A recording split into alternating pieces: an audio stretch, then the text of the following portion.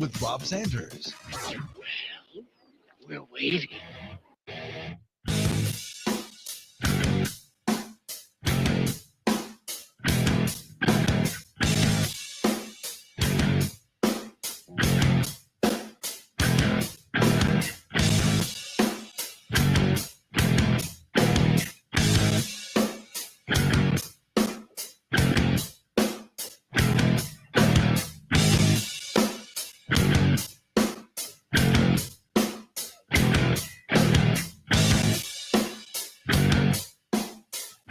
And welcome into the Rundown on Fox Sports Radio 1400 around the world on the iHeartRadio app. My name is Rob Sanders.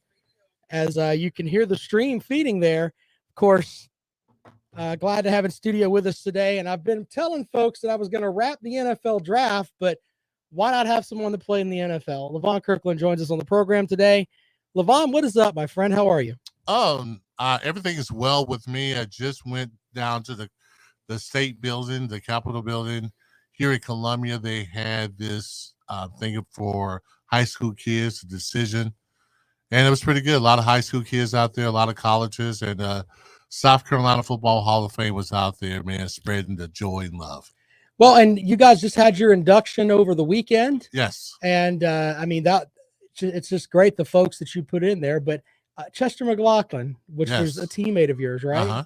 That had to be special for you to see that. It really was, and his daughters did a great job of presenting him. I don't think there was a dry eye in the place after Chester, and I got to tell one of my Chester stories, and so it was really good. We had some great guys this year, really did. I think this is probably the best Hall of Fame ceremony we had. It's just it's a cool thing that what you guys do, and folks can learn more by going on checking out the website, right? Yes, they really can. You can go on www.scfootball, spell all the way out, HOF.org, and it will present us as an organization and some of the cool things that we're doing, especially with the Bridge Builders Excellence Award, where we nominate 10 outstanding student athletes, and we award one during that night, and that was well received. So it was a good time, man. It was a busy week, but a very good time. All right, so we'll talk a little bit more about the Hall of Fame before we get you out of here. But I've got stuff I want to get to today, and this just came down the wire, and we'll get your opinion on it too. But There's a report that the NCAA Council is discussing serious changes to the 25-man recruitment limit. So in the past, each school was limited to 25 new scholarship athletes per year. After seeing the initial impact of the transfer portal on those numbers, and they're hoping to limit its impact a little bit on incoming freshmen, the NCAA created a waiver to move from 25 to 32 players starting in 2021. The latest change, which is also a waiver over the next 2 years, will lift the restriction on incoming players.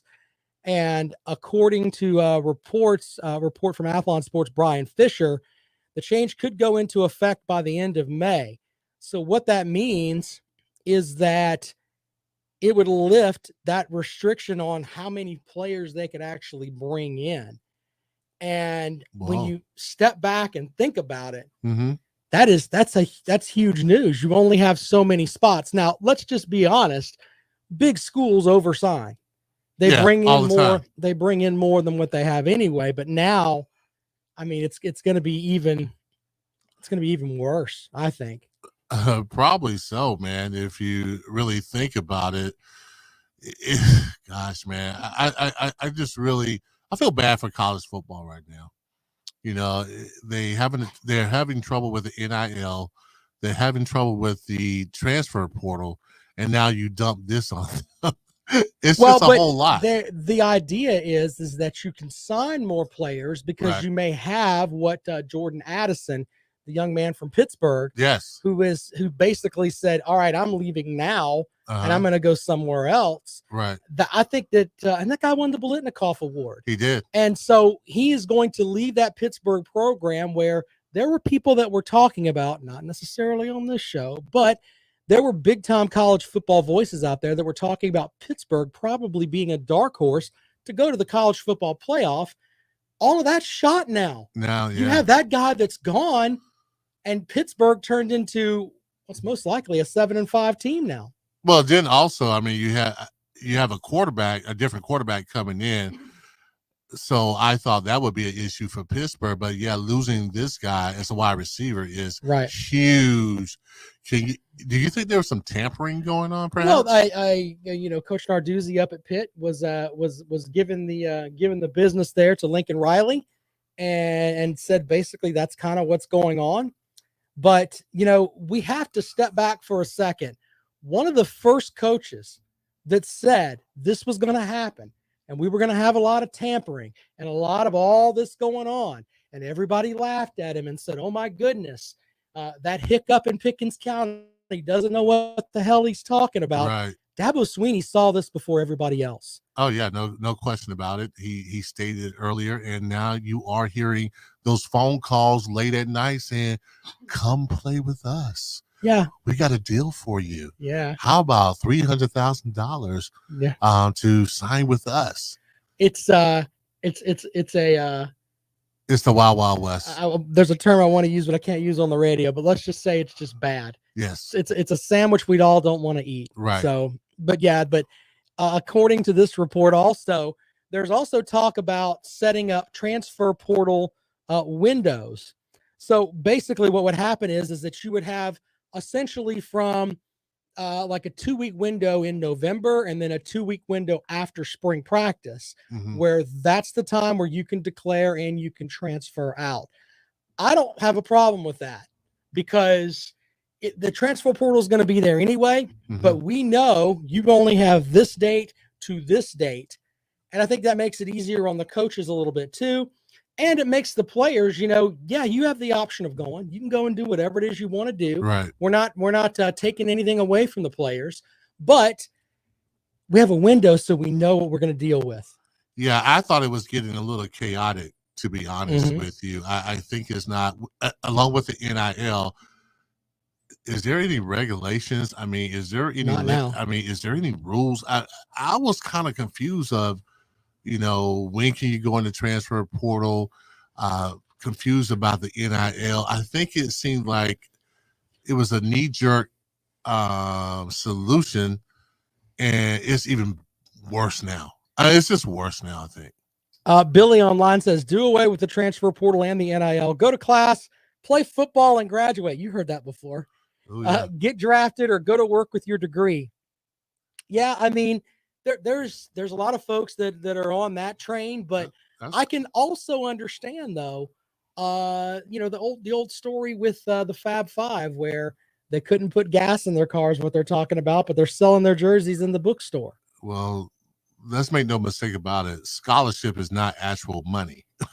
You can't take a date on money. You can't do a lot of things, even though you're on scholarship, and that's a blessing within itself. But also, you have to understand there's a lot of kids out there that don't even have pocket change, really. But I think what went wrong was it's never regulated, and it's going crazy now. Only thing you really got to be in this NIL right now is a really good high school player, and you're gonna get paid. Yeah, and we're seeing that. Yes. The Tennessee quarterback got $8 million, and he hasn't played a college snap yet. That's ridiculous. So, but can't blame him. If you're crazy enough to give me $8 million, I'm crazy enough to take it. I'm all about the economy. Yeah, if you're going to pay me, have at it. Yeah. I mean, I don't have a problem with that. Thank you very much. I appreciate it. But no, it's just when you see this, though, and it really has shook college football to its core. And I bring up this stat because last season, if you were a third-round pick in the NFL draft, okay, you made on average $300,000. Right. That's what you made per year. Okay. Now it could be just that 1 year because the NFL. Yeah, man. Not for long. Exactly. But if you play 1 year, you're probably going to make $300,000. Sure. Under that logic, though, you can make more money by staying in college. Yeah.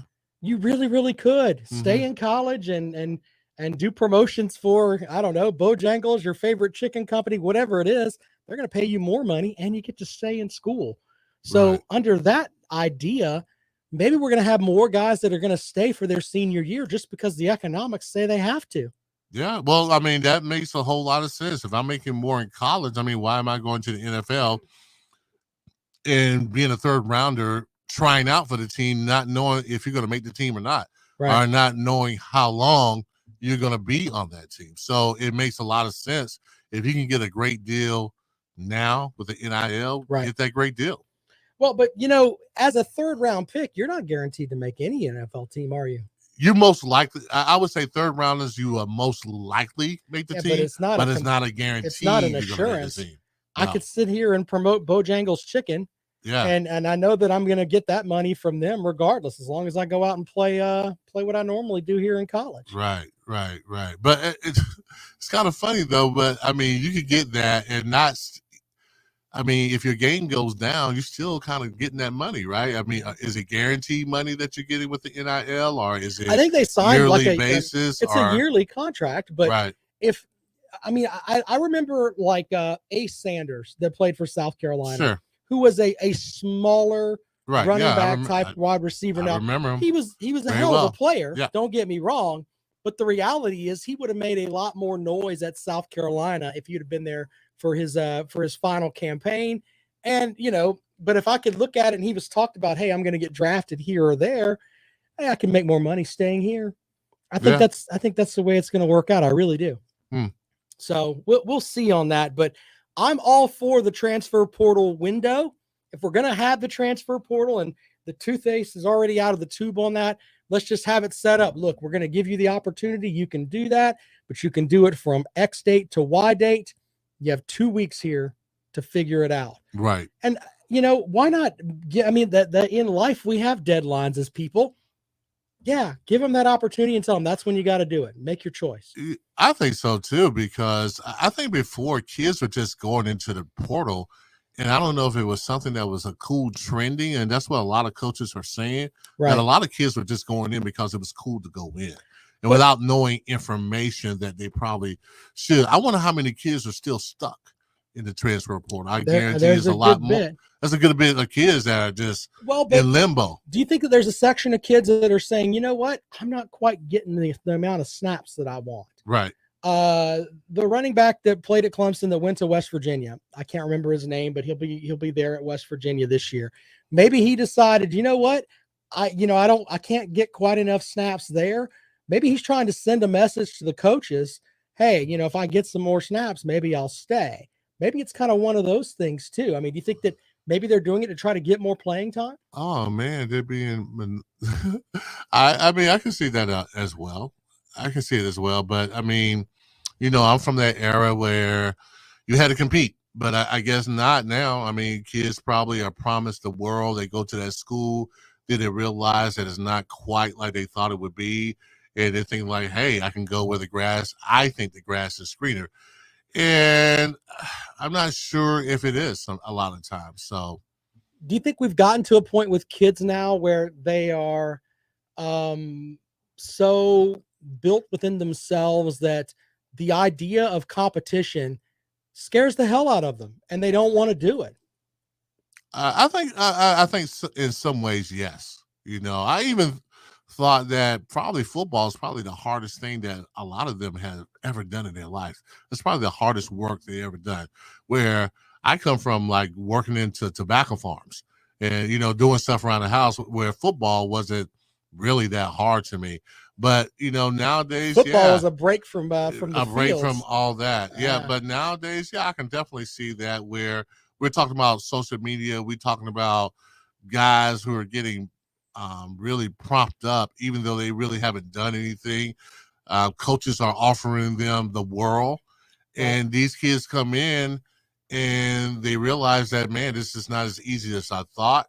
This is going to be some work, and some kids are just going to say, no, I don't want to do the work.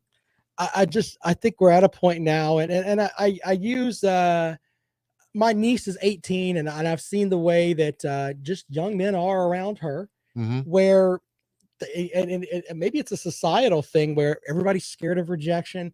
They don't want to go out on dates. They just all want to hang out together. Right. It's kind of a weird thing, Yeah. It's just weird how society's gotten to that point now where you end up being a dynamic person if you have the ability to just walk up to somebody and talk to them. Yeah. Kids that, well, I'm not going to say all kids, but I think in some ways it's different. You know, you can just go home a lot of times. You can just be on your computer, and that could be your whole world. Our generation didn't have that. You No. kind of had to go outside. You kind of had to be sociable. You had to meet someone. You actually had to go up and talk to them.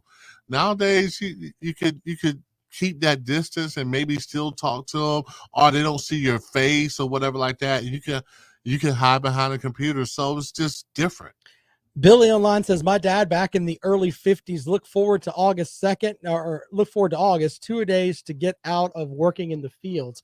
Being someone that worked in tobacco fields, Yes. I can tell you That that's was a not what break. you want. Yeah, man. Gosh, man. I mean, I was so happy to stop working, man. Football was just a joy. And in my little team, we worked hard all the time. And I got to give a shout out to Lamar High School for having another guy drafted in the NFL. Yeah, and we're going to get into that too in a moment with some NFL draft talk, and we'll talk a little bit about some of the moves. But the young man that got drafted went to South Carolina State, right? Yes, Jacoby Durant went to South Carolina State. He actually had a really good game against Clemson where he had 2 interceptions. So the guy is a ball hawk, and he got drafted in round 4 to the Los Angeles Rams. So since 1992, man, Lamar High has been doing it up.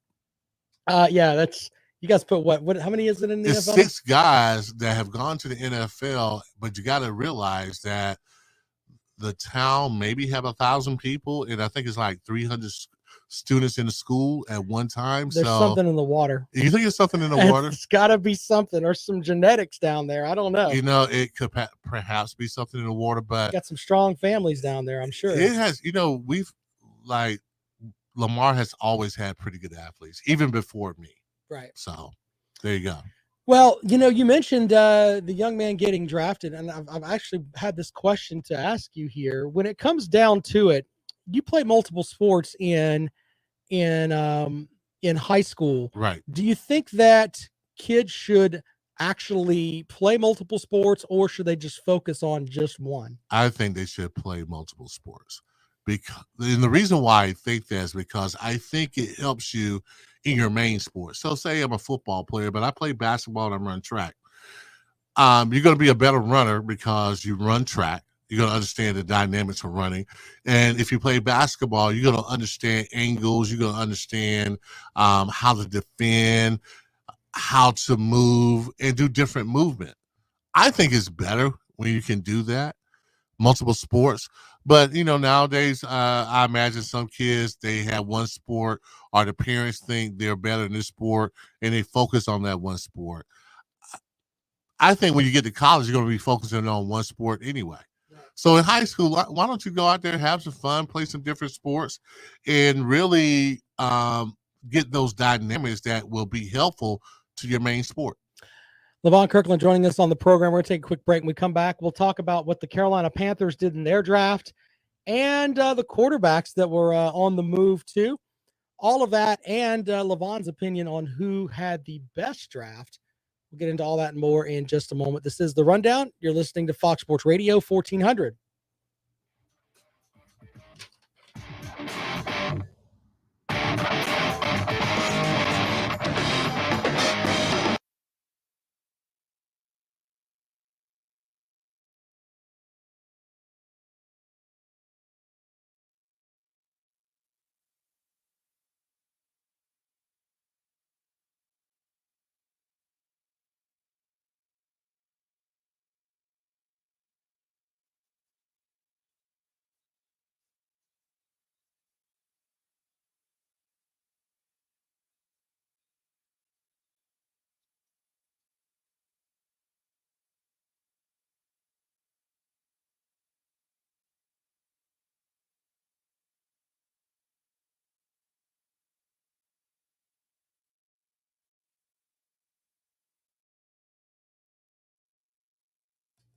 Billy says the SEC had the best draft. Okay. I mean, the SEC doesn't have a team in the NFL. Yeah, you just turn that down on the side. I mean, you could just flip this up. There you go. Okay, cool. There you go. Yeah, the SEC had the best draft. Did they really? Pagan Megan says, ask Mr. Kirkland what he thinks about the Athens of the Midwest, aka the Packers. I'm telling you, we're not making the playoffs this year. It's not happening. Can't believe you didn't get a receiver. That's kind of funny. They got they signed Watkins. Mm-hmm. And then I don't know. I mean, I guess they're trying to put too much on Aaron Rodgers, but Aaron Rodgers is done. Done. Yeah, I say that, and he won the MVP last year, but you just think that. I don't know.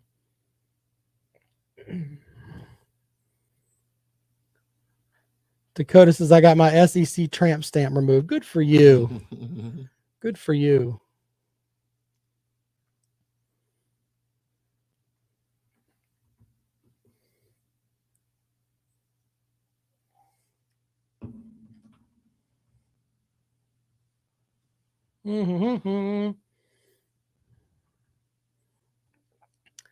Billy, we all can't be 86 years old and retired, man. Stop with that nonsense. Some of us have to actually work.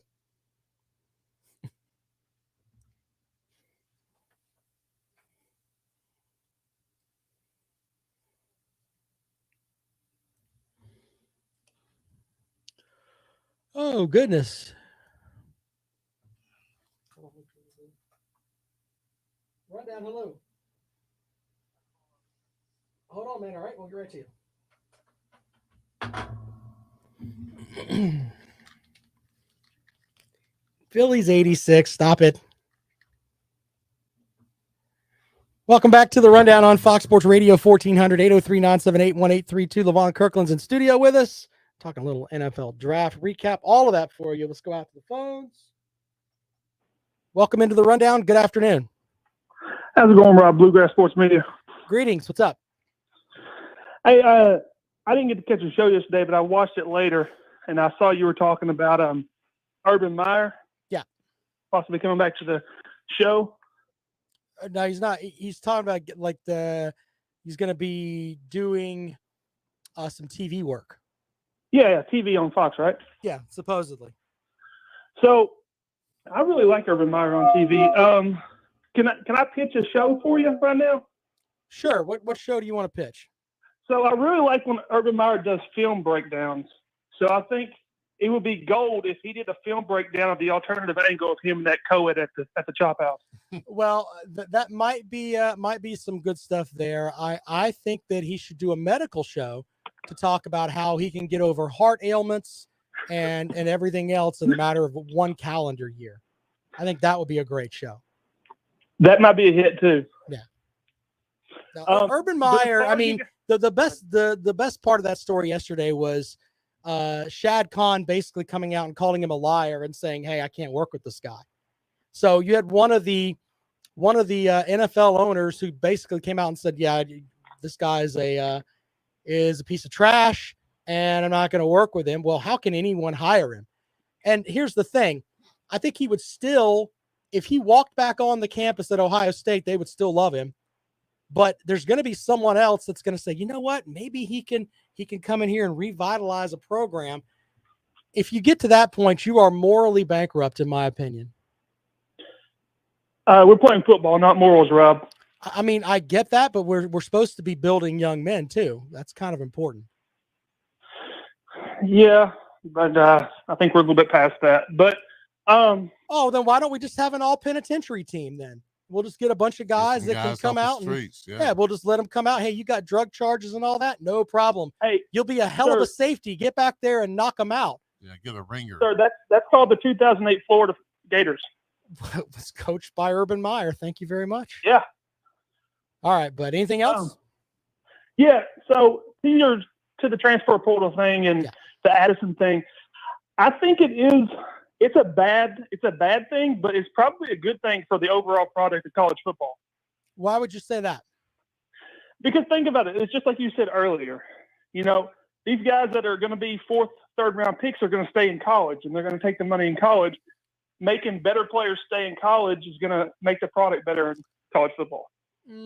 and I guess I can understand that, but in my opinion, I don't think college football is broken. I think it's the best reality show that you'll ever see, the best sporting event you'll ever see. I think it's great. So I don't know why you're tinkering with it, but I do get where you're coming from with that. I mean, maybe some guys will stay in school longer. Yep. And maybe it evens the playing field out a little bit. And maybe Alabama doesn't get all the talent. Georgia doesn't get all the talent. I don't know about all that. There's a lot of money They're getting there. all the talent. Yeah. They are. I think in a lot of ways the transfer portal for a coaching staff could be good because you can get a need player right away, I think. Yep. And I think if you need an offensive lineman, you go in the transfer portal just like the NFL free agency and get you a good player that can plug in. It's not going to last for long, but maybe you're just a 1 or 2 players away. I think that's a way that you can get a good player and it can help you. But I don't know if you can build from the transfer portal.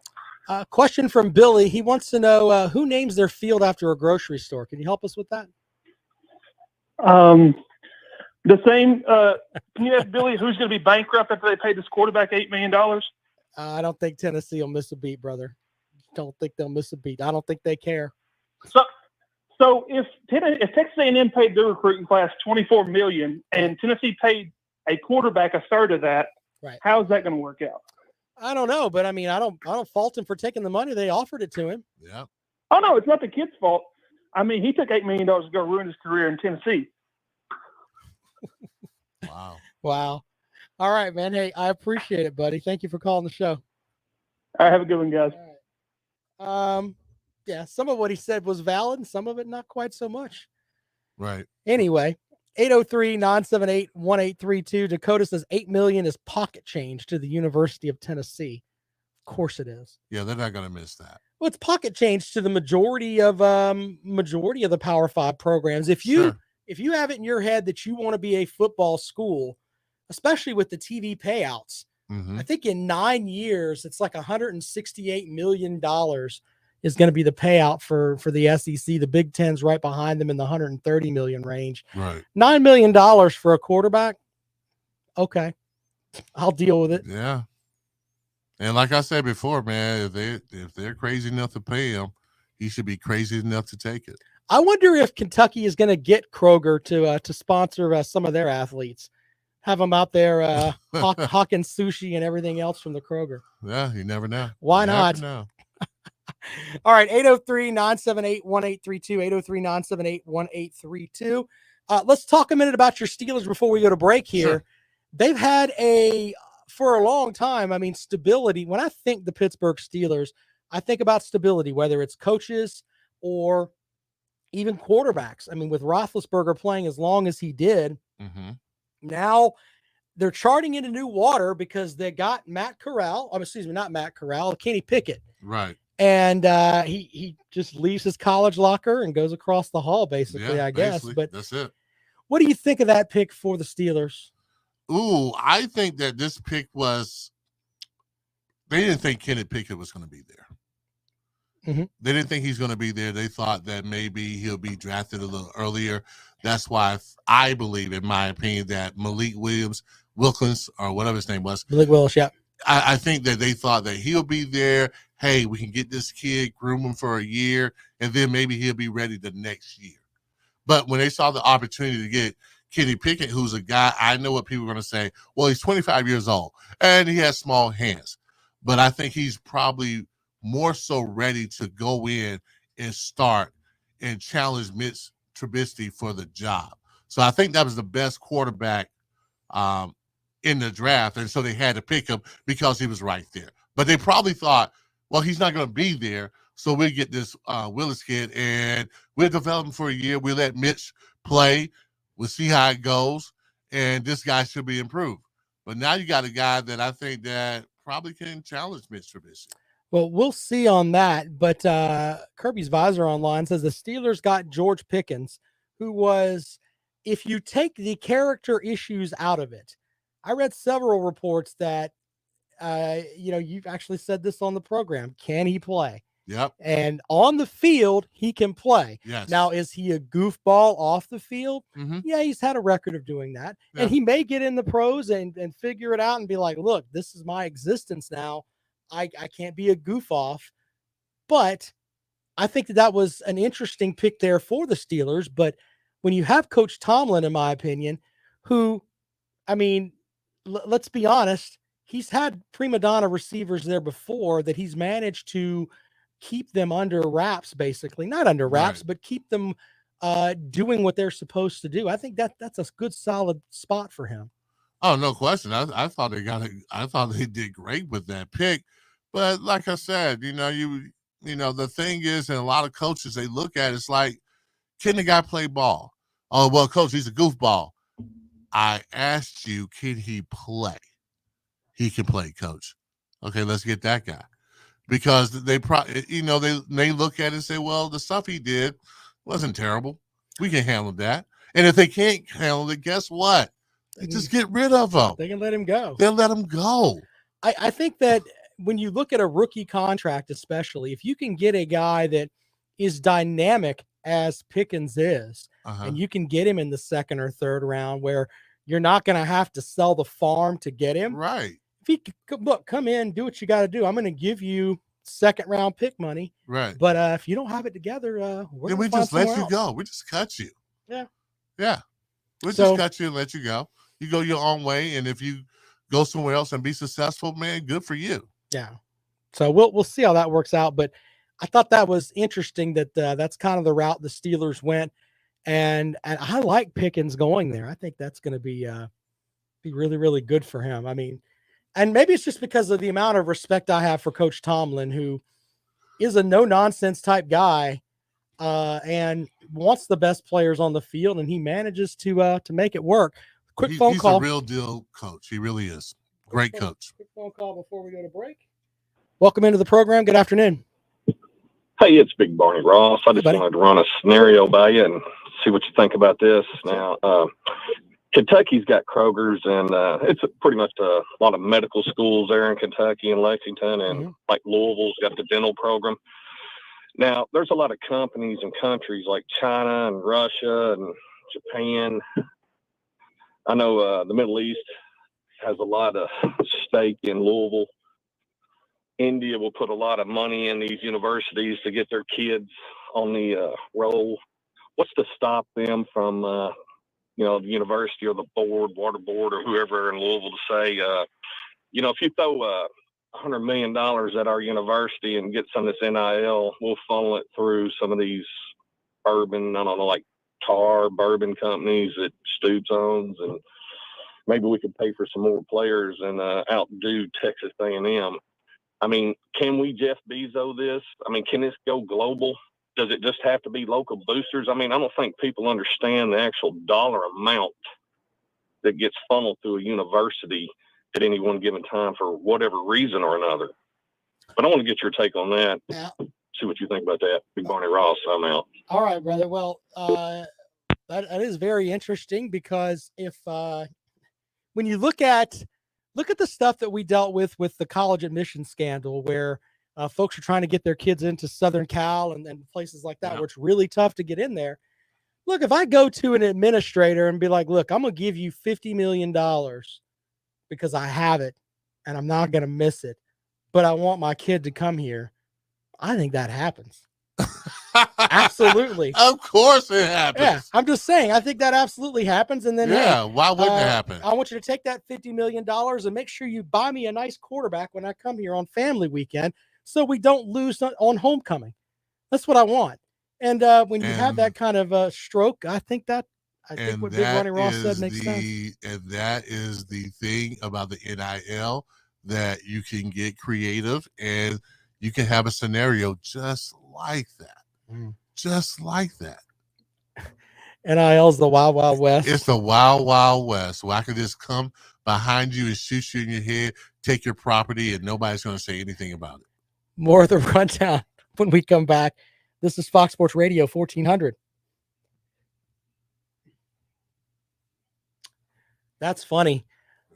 Invest in a football player other than a horse. Okay, Billy. My goodness. Brandon, we're going to talk about the Panthers in a minute. Kenny Pickett equals Stetson Bennett. Stop it, Alan. What do you think about PFF grades? Now, this is something I don't think that you dealt with when you played, but PFF grades are interesting. I mean, it's more data, basically. I don't know how if coaches use that or not, but when you coached, did you look at PFF grades, or was it just more on the lines of I can see what this guy does? Yeah, I do my homework and watch the kid, not only on film, but I watch in live living color to get a feel for him. Can he fit our system? There's some questions that I ask, but I mean, I guess you can use it as data if you like, but I didn't have it. I was at FAM when you did. I know, but I'm talking about when you were in the NFL, because they had the PFF stuff there as well. I didn't personally use it. Mm-hmm. I didn't personally use it. And plus, I was like the assistant under the assistant. So I don't know if they really cared about my opinion or not. Interesting. Brandon says, looks like the Panthers are going to roll with Sam Darnold this year. Ugh. Actually, he's unimpressive. Yeah. I think that he's got what I call Jet syndrome. Meaning he played for the Jets and now he has happy feet because he got killed there. Yeah, man, he's seeing ghosts. Yeah. He's seeing him. He just sees him. Did you ever have?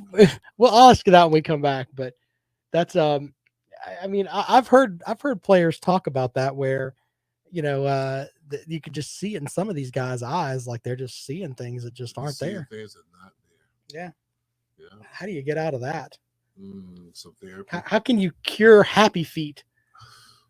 I don't know. I don't know how I can cure it. To be honest with you, like I said, that's why they have sports therapists now to hopefully get you out of that. But who was it? The quarterback for the Titans said that that the loss that they had in the playoffs, like it took him a lot of work to get over. I mean, he gets sacked out 9 times. Yeah. Some guys can't handle that. I bet you Tom Brady have a hard time coming back the next week if he gets sacked about 9 times. Tom Brady's not getting sacked. But he's not getting sacked. That's the thing. Welcome back to the Rundown on Fox Sports Radio 1400 around the world on the iHeartRadio app. LaVon Kirkland joins us in studio. We were talking a little bit about the NFL draft and the big thing that the Carolina Panthers, they draft the offensive tackle, which when you hear that as a first-round pick, it's not exactly what you want to talk about at the draft party. Everybody wants a running back, a wide receiver, something like that. But getting an offensive tackle is a building block. I think that's just a solid pick if you make the right one and get the right guy. Absolutely. When you need protection as far as your quarterback is concerned, that seemed to be a problem with the Carolina Panthers last year. They got this kid down the road at NC State. He's a mauler. He's nasty. He's probably a very solid pick that you can't really go wrong. There was no quarterbacks really in the top 10 that you're going to pick.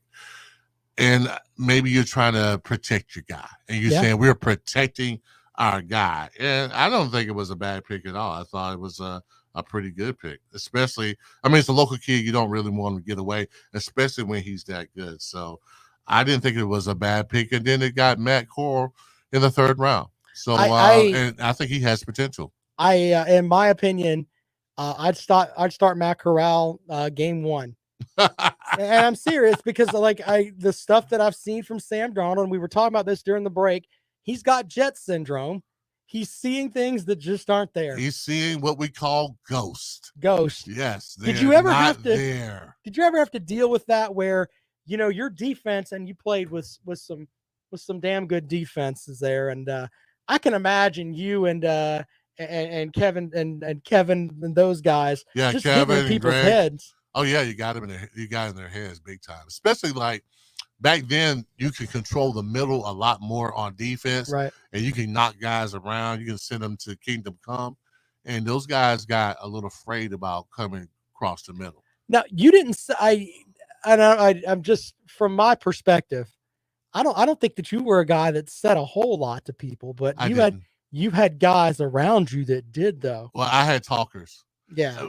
I was so busy trying to get everybody in place Right. and call the signals that I didn't really talk a whole lot because I had to be mentally sharp during the game. But we had some guys who did. Can you share with us one of the more taxing things that someone said to another quarterback?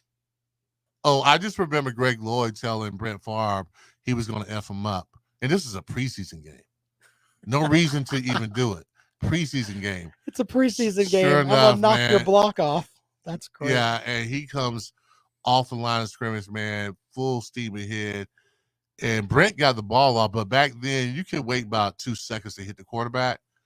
And Greg Lloyd hits him, man, and this guy is rolling on the field. This is preseason, and he got him. The same thing with Dan Marino.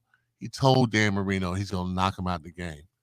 And sure enough, he knocked him out the game. Well, with Greg Lloyd, and I know that you've talked a little bit about him before on the program, but man, I'd be scared to ride the bus with that guy. Yeah, you know what? Greg was pretty scary. I mean, he had most of the NFL kind of scared of him. There were a lot of guys that did not mess with Greg. With Greg, you just had to earn his respect. If you didn't earn his respect, he's just like any schoolyard bully. He's gonna mess with you, and he's gonna mess with you, and he's gonna mess with you until at some point you stand up to him. Well, we're getting to the point of the year where we're heading into summer, which means training camp isn't that far away. Right. Were there times in training camp where you're just scrimmaging with the offense that Greg Lloyd's probably telling some of your guys the same thing? Hey, Yeah. after lunch, I'm gonna hit you in the teeth. I can guarantee you, he probably said something like that. I have to say that normally you don't carry it off the field. So you have a confrontation with a guy. It's supposed to be over with right there. So you don't take it outside of it. I've only seen that one time with the Steelers, and that was Earl Holmes and a running back. They start fighting in the locker room. Normally you don't do that. You do if you're gonna talk your trash, if you're gonna be a tough guy, the place to do that is on the football field. And guys like Greg Lloyd, they did that. They did it on the football field. He's one of those people that I would like to meet. But on the other hand, I don't want to cross Greg Lloyd. He ain't played. Yeah, there's some people in life you just don't cross, right? No, absolutely not. A question from Billy. He goes, he wants to know, how do NFL defensive coordinators deal with hurry up offenses? Ooh, that's a tough one, man. I think it's really tough nowadays to play defense. But I think what you want to do is you want to keep it as simple as possible for your defenders, so there's not a lot of thinking. So you don't want to try to match every offensive set with a defensive set. Right. You just say, like, hey, if they get in this, hey, we're going to play. We'll just do this. I always believe that on defense, especially if you got some athletic, talented guys, which everybody does, but I mean, like, you really got some guys who can play, you keep it as simple as possible and let those guys do their thing. Now, if you got a team who's a very smart team, then you try to, you make those adjustments because they can handle it mentally. They can. And normally, physically, they can handle it too. I always thought, keep it simple. And so somebody put out something out there that's exotic, just play something basic, and you still can cover it. It's all about the players anyway. Right. Well, but when it comes to this, when you have hurry up stuff and guys, we talked about the Tennessee gimmick offense, but they're snapping the ball so quick that sometimes you can't even get set. Right. So do you come in with the mentality of, we're just going to run a base set of what we worked on this week and then just hope that that's good enough? No, I mean, like, I think so sometimes. Sometimes you have to tell players, like, listen, you may be in the game. We roll you when we roll you. But for now, we have to do what we need to do. And we have to keep it simple. You can make some adjustments, but I still feel like simple is better when you're talking about defense. Billy says, so there really is nothing to figuring it out. Well, actually, in some ways there is, because if you do score a lot, you're putting your defense out there a lot, and they're going to get worn out. And then you're going to have what Purdue did. Yeah. Purdue just scored again. Yeah, what you have to do is, like, your offense has to help you out too. Yeah. All right, more of the rundown when we come back. This is Fox Sports Radio 1400. Billy wants to validate that damn gimmick offense so bad. I do think that if I were Tennessee, especially with the way that Texas A&M seems to be signing every great defensive end, they got like, I mean, but no, I mean, I was talking about this the other day. I think they should run a 4-2-5, have 5 athletes that are out there, and then just let teams eat them up between the 20s, and then kick field goals, and then we're going to score touchdowns, and we're going to win games, 27-9 or 28-9 or whatever. Let you run the ball right in between the 20s, and then we're gonna do our thing here and score touchdowns. I think that's what the Tennessee defense needs to do this year. But hey, Rob, what do you think about this? Have you been watching the USFL? I watched some of it. I do USFL picks on against the spread on Fridays, but maybe I don't know. Maybe I sound silly, but I've been watching some of it, and you know what? You might be able to get some snaps out there if you want to go. No, that's okay. Okay, so why don't the USFL do this? Why don't you go after the NFL players rounds? Like go for makes compete with who the NFL considers second, third, fourth, and fifth. Why don't you go after the third, fourth, and fifth guys instead of getting guys that are not making teams or the leftovers? Go after what is the meat and potatoes of the NFL. Well, and that could take something away from the NFL, but that would take a lot, because just say somebody who's going to get drafted in the second round, you can make them a first, but you got to have the money, of course. Well, if you have the money, could you do that? They're I mean, I guess that you could, because money talks, but the reality is that the USFL, in my opinion, is on a shoestring budget. They talk about all these teams that they've got, but they're not making any money. They're all in Birmingham. Right. Everybody's in, they're the Tampa Bay Bandits, but they don't play in Tampa Bay. They're all in Birmingham. So, they're trying to build a base and stuff like that. But in the end, it's, I don't know, man. Not going to, this is my thing. I don't think people are going to watch mediocre pro ball. It's going to get worse next year when the XFL is there and both of them are competing. So, who's going to be in the stands? Nobody. Welcome back to the Rundown on Fox Sports Radio 1400 around the world on the iHeart Radio app. My name is Rob Sanders. LaVon Kirkland joining us in studio today. And we talked about a little bit about the Panthers and who they got. And Matt Corral from Mississippi State is Mrs. Ole Miss, Mississippi State. The folks with the cowbells are going to be mad at me. Mm-hmm. But LaVon was actually bringing up something about the USFL possibly going and getting some of the guys that are 4th and 5th round picks, maybe signing some of those guys for the USFL. I just wonder, because, when I know they originally came in 1983 or 1984. Well, they signed Herschel Walker. They signed a bunch of dudes because they were competing. They were really competing with the NFL, and I guess they thought they had some money to throw around, and they were kind of getting some good players. Jim Kelly, Reggie White. They had some good guys. Well, didn't Warren Moon play in that league? Warren Moon played Canadian ball. He was in the CFL. Yeah. He played Canadian ball. But I was just suggesting throwing around. I'm like, I know I don't think they have the money to do that, but I'm just saying, what if they had the money to do it? Right. I would go, if I'm a USFL team, I'm going after not the first round of NFL talent, but you better believe I'm going after 2nd, 3rd, and 4th round. And I'm going to give them more money than they would normally get in the NFL. Will that shake things up? It probably would if you had the money. But you got to have the money. But I think the XFL, what they're trying to do is that they're going to tell the NFL, look, you've got your guys here. They can come play in our spring league that you just drafted and almost make it like a developmental league for the NFL. I think that's probably going to happen. But the NFL already has a development league. It's called NCAA. Yeah, and I get that, but they don't have to pay a dime. I understand that, but they can develop those guys a little bit more on the pro level, in theory. But you're right about that. But they're not. Yeah, that's what they don't care about those guys. Like those guys that play in the XFL, you could say all you want to, you can develop and be a pro, but it's going to be like maybe one or two guys out of that whole league who's going to be able to do that and be successful. Yeah, they may send a guy who's a practice squad guy and say, hey, get him better.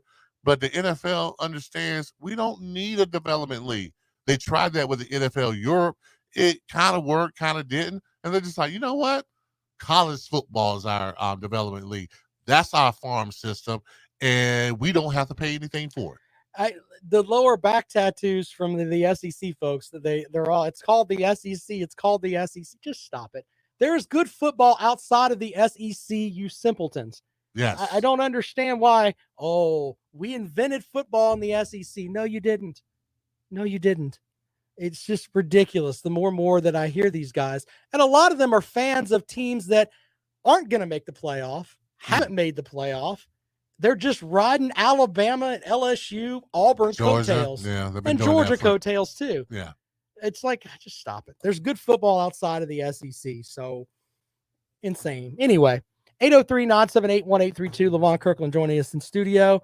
Have you been watching any of the USFL? Are you watching a good bit of it? Nope. Why not? Well, You're a football because guy. I am a football guy, and I normally try to have hope for these teams because you know what? I want guys to have jobs. I want coaches to have coaching jobs. I want players to have jobs. And yes, that is one way to have it. But I don't think it's great football at all. I'm looking at the quarterbacks. There's probably one good quarterback for the Tampa Bay Bandits. So I've been looking at some of it, but it's not keeping my attention. Yeah. It's not keeping my attention. And it's hard when football, if you can't keep a guy like myself who is a purist as far as football is concerned, you're not going to capture anybody else's attention either. It's interesting because it is bad football. It is bad football. I mean, it's not like anything that you can I don't know how these folks in Vegas set lines for it because you can't really depend on anything. You know what I'm saying? Football. I mean, it's silly. It's like football. It's like some of these guys can't throw a simple out route, a slant route, or. Well, I watch wide receivers running. You could tell they're running the wrong route. They're looking at the quarterback, and I watched one game where it looked like he gave him the signal to run an out route, and the guy ran a post route, and then he's like, "What are you doing?" You know? Yeah, it's bad. It's bad football, and it's the guy. A lot of people think those guys, if given an opportunity, will make it to the NFL. Most likely, no. Well, I mean, Tommy Maddox played for the Steelers when he was in the XFL a long time ago. Yeah, I mean, do you have exceptions to the rule? Yeah, but how many Tommy Maddox do you find? Not many. Not many. He wasn't in the NFL long, so he wasn't really. Yeah, he played. He had one great year, which any sucker can have one great year, and then he got hurt, and that was the era of Ben Roethlisberger, and that was it for Tommy Maddox. So. Yeah. You're gonna find maybe one or two jewels in there, a diamond, but not a whole lot. It is interesting to watch football in the spring, though. It's kind of like it's interesting. I mean, like the USFL, it was good back in the day because they had players that were NFL players playing for this league. So it was actually entertaining football, and it wasn't interfering with the NFL during the fall. But they got in trouble when they tried to go head-to-head with the NFL during the fall, and that's when it just tumbled down. It's gotta be, in my opinion, it's okay to be different, and people were having trouble with being different. So, Brandon says Rod Smart played for the Panthers. Yeah, he did play a good bit for the Panthers. You're right about that, but I don't remember a lot of the XFL guys moving on. Can you name me some more? No, not a whole lot more. Not a whole lot. That, and not only that, but was significant. Not just Rob Smart, who was a character who played on special teams, good little player. How significant was he, though? Mm-hmm. Yeah. Was he? Is there any Hall of Famers coming out there? No. Probably not. Probably not. All right, LaVon, of course, people can go to check out the South Carolina Hall of Fame. You guys just inducted your new class. And all kinds of great stuff there. Follow LaVon on Facebook. He puts out some good information there. LaVon's still trying to help some young folks which I think is great. That's my passion in life, especially when you're talking about student athletes and you're talking about football players. I want to make sure that these guys are successful beyond the football field, that they have a resource and someone that they can talk to about how to be successful. So that's my deal. All right, Levon Kirkland joining us on the program. As always, I appreciate it.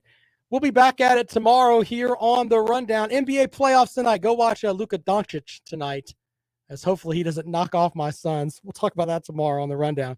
This is Fox Sports Radio 1400. All right.